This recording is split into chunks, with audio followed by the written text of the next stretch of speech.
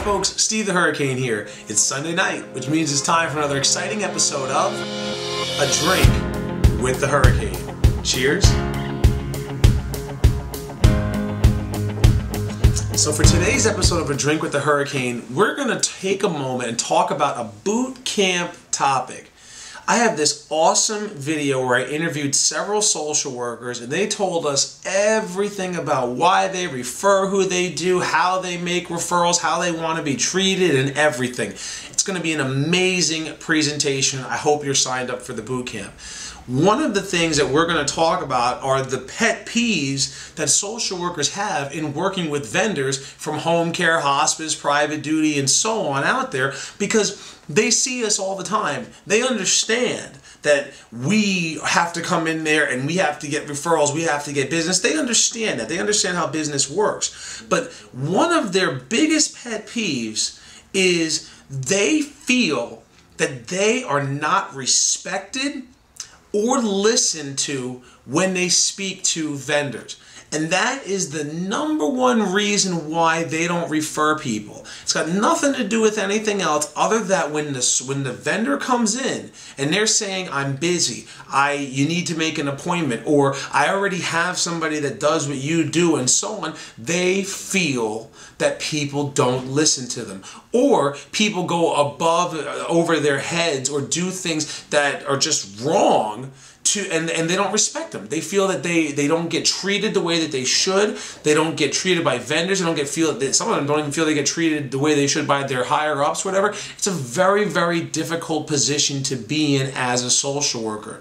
Now, how do we combat that? Because obviously our responsibility, our goal is to get them to refer us. If they're not referring us, even if they're comfortable with someone else, we have to work with them.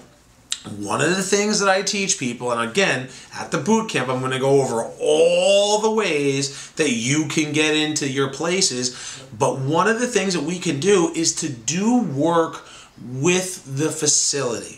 Do work with the entire place that the person works in. For example, sponsoring an activity like pulling bingo, chair yoga exercises, bringing in Elvis to sing to the residents or whatever. That's something that we can do for the facility, and we start to develop a working relationship. You see, everybody has this now mentality. I need referrals now. I'm not willing to put the work and effort. I got to go right to the social worker and get her to refer me.